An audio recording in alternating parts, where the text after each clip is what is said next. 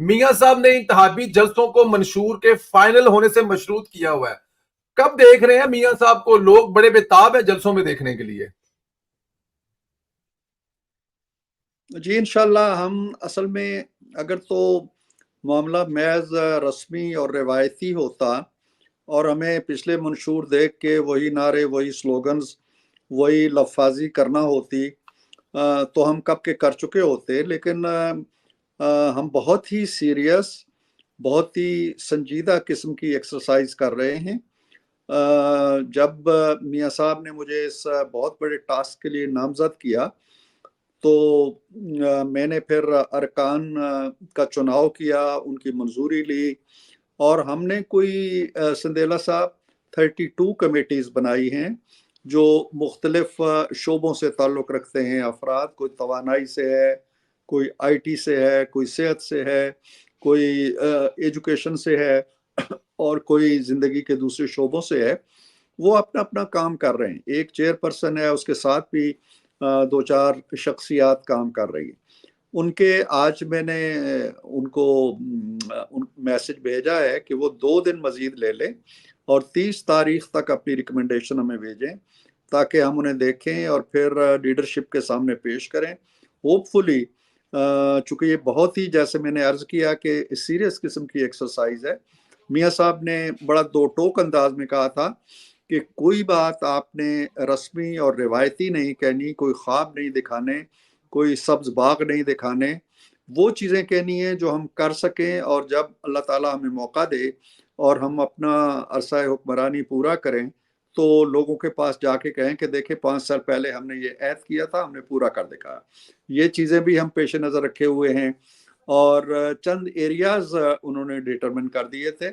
مثال کے طور پر یہ کہ جی جو غریب لوگ ہیں، مہنگائی ہے، بے روزگاری ہے، بچوں کی فیس نہیں دے سکتے، دوا دارو نہیں خرید سکتے، یہ ہماری اولین ترجیح ہے. ان کو اس آشوب سے ہمیں نکالنا ہے. دوسری ترجیح ان کی بڑی یہ تھی کہ ہم خواتین کے لیے جو ہماری آبادی کے نصف سے زائد حصہ ہیں انہیں متحرک کرنا ہے، ان کے حقوق کی آگاہی کے حوالے سے بھی، اور ان کے لیے ہمیں روزگار کے مواقع بھی تلاش کرنے ہیں. اسی کے ساتھ منسلک تھا نوجوانوں کا معاملہ کہ جن کو ہم تعمیری سرگرمیوں کی طرف لے آئیں اور ان کے لیے بھی آئی ٹی کے شعبے ہیں یا دوسرے شعبے ہیں، صنعتی شعبے ہیں، ان کے اندر ان کے لیے روزگار پیدا کریں. اسی طرح ہم تعلیم کو لنک کرنا چاہتے ہیں مارکیٹ کی ضروریات کے حوالے سے. تو یہ سارے کام ہو رہے ہیں. انشاءاللہ اگلے ہفتہ 10 دن میں اس کا ایک نقشہ نکل آئے گا. جی بالکل ٹھیک ہے. یہ چیزوں کے ساتھ ساتھ مخالفین کی طرف سے ایک اور الزام لگ رہا ہے، وہ کتنا اہم ہوگا آپ کی اس کمیٹی کے لیے یا آپ کی اس پارٹی کے لیے، لاڈلا پلس ہونے کا آپ لوگوں پر لیبل لگانے کی کوشش کی جا رہی ہے. دیکھیں سدرا صاحب، لیبل لگانے والے جو ہیں ان پہ تو کوئی قدغن نہیں لگائی جا سکتی، انہیں حق پہنچتا ہے. ہم تو دیکھیں نا، ہم تو میرا خیال ہے کہ ایک مدت سے گالیاں ہی کھا رہے ہیں اور نیگیٹو پراپگنڈے کا نشانہ رہے ہیں، اور ہمیں الزامات کا نشانہ بنانے کے لیے پورا میڈیا کی پرورش کی گئی. کیسی کیسی شخصیات ابھر کے سامنے آئیں آپ سب جانتے ہیں. لہٰذا ہم اس طرح کے کسی پراپگنڈے سے متاثر ہونے والے نہیں ہیں. لاڈلے وہ نہیں ہوتے ہیں جو 9 سال جلاوطنیاں کاٹتے ہیں، لاڈلے وہ نہیں ہوتے ہیں جو 2.5 سال جیلوں میں رہتے ہیں، اور لاڈلے وہ نہیں ہوتے ہیں جو اب تک پیشیاں بھگت رہے ہیں، اور لاڈلے وہ نہیں ہوتے ہیں کہ جو آپ ایڑی چوٹی کا زور لگا لیں اور ان کا جرم یہ نکلے کہ انہوں نے اپنے بیٹے سے تنخواہ نہیں لی تھی. ہم ان چیزوں کی پرواہ نہیں کرتے. ہماری ایک ہی اپیل ہوتی ہے لوگوں سے جب بھی انتخابات ہوتے ہیں کہ آپ پرفارمنس دیکھیں. جو جماعتیں آپ کے سامنے کھڑی ہیں، اے ہے، بی ہے، سی ہے، ان سب کے بارے میں دیکھیں کہ جب ان کو اقتدار ملا، مثال کے طور پر پیپلز پارٹی 15 سال مجموعی طور پر حکومت کرتی رہی ہے اس ملک کے اوپر. ان سے پوچھا جا سکتا ہے جی کہ آپ کے نامہ اعمال میں کیا ہے، آپ نے اس پاکستان کے لیے کیا کیا ہے. ہم نے کوئی مجموعی طور پر سندیلا صاحب 9 سال میاں صاحب کی حکومت ہے، مجموعی طور پر ہم 9 سال کی 90 چیزیں گنوا سکتے ہیں. پھر تحریک انصاف کے 4 سال ہیں تو وہ گالی، دروغ گوئی، الزامات، جھوٹ، انتقام، جیل میں ٹھونسو، پنکھا اتارو، اے سی اتارو، ٹیلی ویژن بند کرو، یہ چیزیں ہیں ان کے پاس اور کچھ نہیں ہے.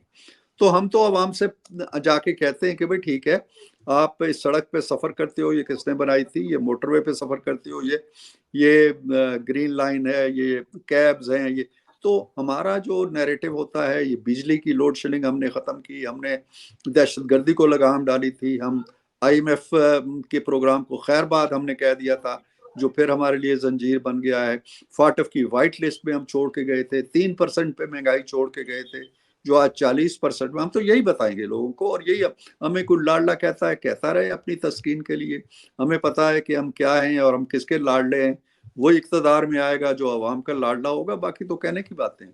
باقی کہنے کی باتیں ہیں سر، نگران حکومتوں کی طوالت کی بات ہو رہی ہے، متحمل ہو سکتا ہے ملک اس قسم کے کسی نئے تجربے کا؟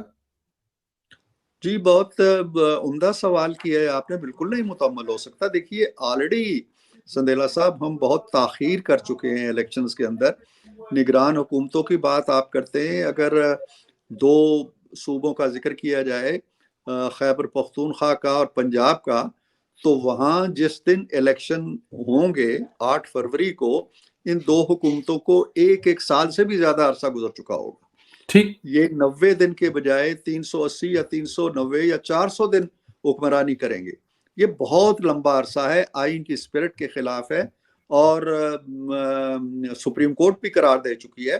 تو میں نہیں سمجھتا ہوں کہ اب مزید گنجائش ہے، لیکن میں یہاں اسلام آباد کے اندر جو چند چیزیں میرے علم میں آئی ہیں پچھلے چند گھنٹوں کے اندر جی وہ یہ ہے کہ شاید نگران سیٹ اپ کے اندر سے یہ ایفرٹس شروع ہو گئی ہیں، کچھ کالم لکھائے جا رہے ہیں، کچھ پروپیگنڈا مشینری شروع ہو گئی ہے کہ جی ہم نے بڑی اچھی چکے چل رہی ہے معیشت، اور پیٹرول کی قیمتیں کم ہو رہی ہیں، اور باہر MOUs سائن ہو رہے ہیں، ڈالر جو ہے وہ سٹیبل، روپیہ سٹیبل ہو گیا ہے، تو لہٰذا اس سسٹم کو چلتے رہنا چاہیے اور انتخابات کا رسک نہیں لینا چاہیے، ملک کو پھر سے کسی عدم استحکام کی طرف، یہ دلائل دیے جا رہے ہیں، اور اس کے پیچھے کچھ نگران ہیں، اور ان نگرانوں کی خواہش ظاہر ہے کہ اپنے اقتدار کی طوالت کے سوا کچھ نہیں ہے۔ لیکن اگر ایسا ہوتا ہے، جو کہ نہیں ہوگا انشاءاللہ، عدالت سامنے کھڑی ہے، سیاسی جماعتیں سامنے کھڑی ہیں، اور ان تمام چیز میں اسٹیبلشمنٹ بھی ہرگز نہیں چاہتی کہ الیکشن میں کوئی طوالت ہو، آگے بڑھیں اور یہ نگران حکومتیں طول پکڑیں۔ یہ تو ایک ٹیمپریری سا سیٹ اپ ہوتا ہے، بالکل عارضی سا، جس کا کام ہوتا ہے to assist the Election Commission regarding holding of elections. تو لیکن یہ کوشش ناکام ہو جائیں گی انشاءاللہ، اگرچہ ایک مہم شروع ہو چکی ہے۔ بالکل ٹھیک ہے، آپ نے کالموں کی بات کی تو وڈائچ صاحب نے بھی اپنے حالیہ کالوں میں کچھ اس قسم کی چیزیں لکھی ہیں کہ اگر الیکشن ہوئے تو معاشی ترقی میں وقفہ آ سکتا ہے، لیکن ہم تو یہی سنتے آئے ہیں کہ مستقبل منتبہ حکومت ہی بحرانوں کا حل ہے۔ تو یہ جو وڈائچ صاحب منطق بات کر رہے ہیں، یہ آپ کا اشارہ شاید اس طرف بھی ہے جو ابھی آپ نے فرمایا؟ دیکھیں ایک سے زیادہ چیزیں سامنے آئی ہیں، یہ کالم بھی سامنے آیا ہے، اور اس میں وہی دلیل دی گئی ہے جو باقی لوگ بھی دلیل دے رہے ہیں، اور کچھ چینلز کے اوپر اس طرح کی ڈسکشنز بھی ہو رہی ہیں۔ میں نہیں سمجھتا ہوں کہ کوئی معاشی انقلاب آیا ہے یا کوئی بہت بڑی تبدیلی آئی ہے۔ دیکھیں بنیادی جو انڈیکیٹر ہوتا ہے سندیلا صاحب، وہ عام آدمی کی زندگی اور اس کی بنیادی ضروریات ہوتی ہیں، اور عام آدمی کا عالم یہ ہے کہ آج مہنگائی پاکستان کی تاریخ کے ریکارڈ سطح پہ ہے، 40% بھی کراس کر چکی ہے، جو ہم نے 3% پہ چھوڑی تھی۔ تو اس لیے یہ اس طرح کے دعوے جو ہیں وہ بیکار ہے۔ باقی رہ گئے MOUs، تو MOUs آپ کو پتا ہے سائن ہوتے رہتے ہیں۔ جی MOUs کے لیے ایک مستحکم حکومت ضروری ہوتی ہے، ان کو عملی جامہ پہنانے کے لیے، لہٰذا اس میں کسی طرح کے ہمیں، میرا خیال ہے کہ نہیں پڑھنا چاہیے اس طرح کے جو وسوسے یا اس طرح کی جو اندیشے پھیلائے جا رہے ہیں الیکشن کے حوالے سے۔ یہ بڑی افسوسناک بات ہے۔ آپ کو یاد ہوگا کہ سپریم کورٹ نے بھی کہا تھا کہ اس طرح کی چیزیں، اس طرح کی باتیں بھی آپ کریں تو گھر جا کے بیوی سے کریں، سر عام نہ کریں۔ تو بالکل ٹھیک، سر عام اب ہونے لگی ہیں، تو شاید سپریم کورٹ کو بھی نوٹس لینا چاہیے کہ مت کریں یہ کام۔ الیکشن آلریڈی بہت دیر ہو چکی ہے، وہ وقت پہ ہونے چاہیے، ہمارے اندرونی حالات کا تقاضا ہے، ہمارے بیرونی تعلقات کا تقاضا ہے، ہماری معیشت کا تقاضا ہے۔ یہ بھی ہو سکتا ہے جن کی بیویاں نہ سنتے ہوں ان کو کالم کا سہارا لینا پڑے، لیکن چلو اس سے آگے چلتے ہیں۔ سر آپ کی کلمی نوک جھوک بھی چل رہی ہے وڈائچ صاحب کے ساتھ، وہ 9 مئی کے جو واقعات کے ملزمان ہیں ان کو معافی دلانا چاہتے ہیں اور آپ مخالفت کر رہے ہیں۔ देखें वो मैं उनकी नीयत पे हमला नहीं करता, वो उनकी अपनी एक सोच है, पुराने संजीदा मिजाज और बड़े अच्छे जर्नलिस्टों में है, बड़े बाखबर जर्नलिस्टों में है। लिहाजा उनका एक मौक़िफ़ है, उनका एक नज़रिया है कि एक कौमी मुफ़ाहमत का माहौल होना चाहिए और कौमी मुफ़ाहमत के अंदर जब हम बात करें तो उसमें पीटीआई को भी शरीक कर लेना चाहिए और इसके लिए वो एक जी, मैं ये कहना चाहता हूँ कि सुहेल वड़ाइच साहब माशाल्लाह बड़े कोना-मश्क सहाफ़ी हैं, हालात पे बड़ी गहरी नज़र रखते हैं, बाख़बर भी हैं और अपना एक मौक़िफ़ रखते हैं। वो ये कह रहे हैं बिल्कुल कि ठीक। जी एक वसी तर मुफ़ाहमत होनी चाहिए, जिसमें पीटीआई को भी शरीक किया जाए और पीटीआई भी इलेक्शन लड़े और अगर उसे इक़्तिदार का मौका मिलता है तो वो आए और किसी को इससे इंतखाब की दौड़ से बाहर ना किया जाए, तो एक जेन्युइन सी बात करते हैं वो। लेकिन इख्तलाफ मेरा वहाँ पे उनसे पैदा होता है जब वो ये कहते हैं कि ये काम नवाज शरीफ करे।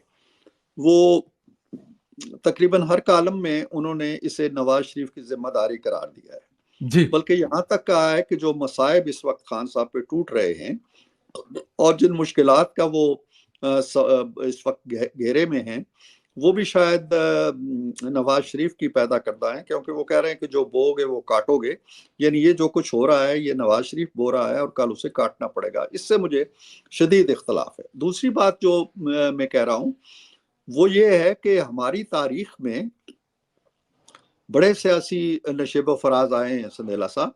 जी। पीपल्स पार्टी पे बड़े मजालिम हुए, उनके लीडर को फांसी चढ़ा दी गई, उनकी एक लीडर कत्ल हो गई, संगीन वारदातें हुई, कैद में रहे, लंबी लंबी कैदें काटी।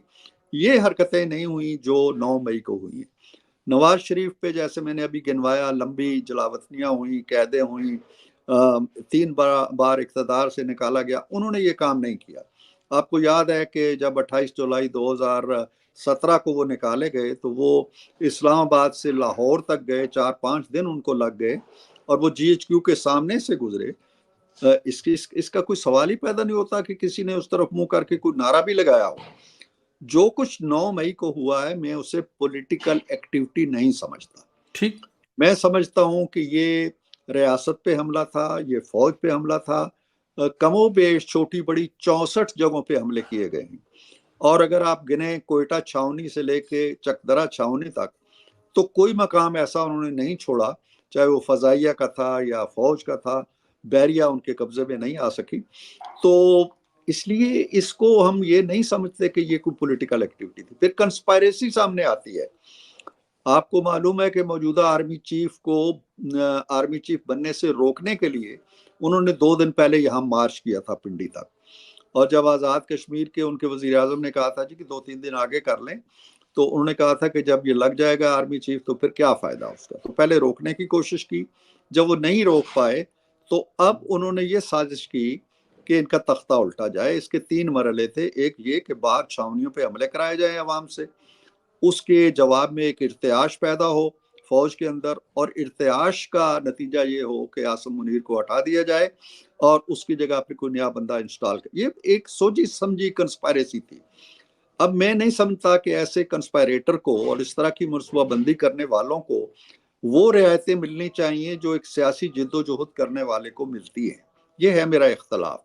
बाकी अगर फौज इससे सरफ नज़र करती है, अदालतें उन्हें बरी ज़िम्मा करार देती हैं और वो सुरखरू होकर निकलते हैं तो ठीक है।